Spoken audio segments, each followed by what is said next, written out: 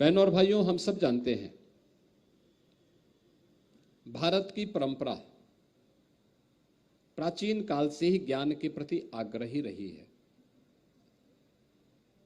ज्ञान की ये परंपरा श्रीमद् भगवत गीता में भी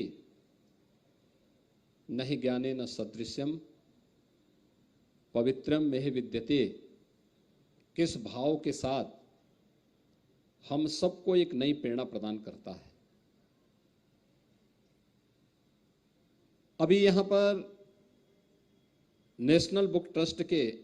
अध्यक्ष प्रोफेसर मिलन मराठी जी ने जो बातें कही, एक चैलेंज हम सबके सामने जरूर आया है और वो आया है कि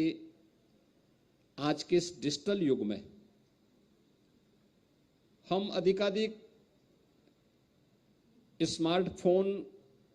में कैद होकर के रह गए हैं। टेक्नोलॉजी का इस्तेमाल पहले मनुष्य करता था, अब वहां उस स्थिति पर हम पहुंच रहे हैं जब टेक्नोलॉजी हमारा इस्तेमाल करने लग गया है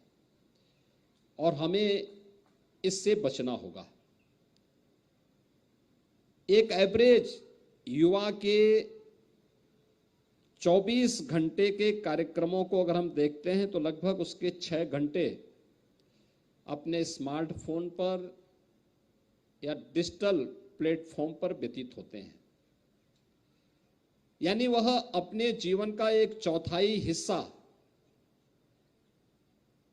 वह अगर किसी सार्थक प्रयास के लिए लगाएं तो उसके लिए भी, उसके स्वास्थ्य के लिए भी और समाज और राष्ट्र के लिए भी उपयोगी हो सकता है। और यही कारण है अच्छा लेखन, उन अच्छे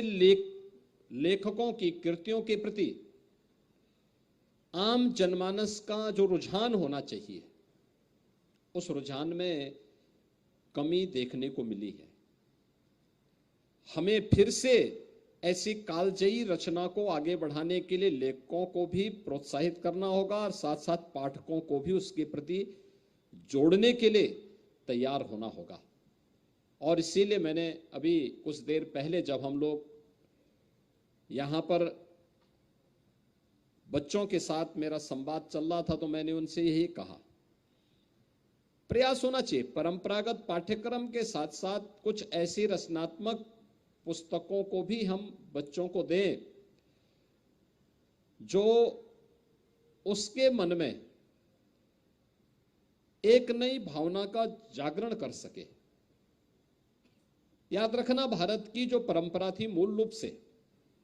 वह श्रुति परंपरा थी, श्रवण की परंपरा थी। एक कालखंड के बाद हमारे ऋषि परंपरा को इस बात का एहसास हुआ होगा कि एक समय ऐसा भी आएगा कि जब लोग इस परंपरा के प्रति उतना आग्रही न बन पाए तो यही लखनऊ के पास सीतापुर के नैमिषारण्य में भारत की पूरी वैदिक ज्ञान की परंपरा को हजारों ऋषि मुनियों ने अपने चिंतन से, अपने मनन से एक लिपिबद्ध स्वरूप दिया था और नैमिषारण्य एक तीर्थ के रूप में विकसित हुआ।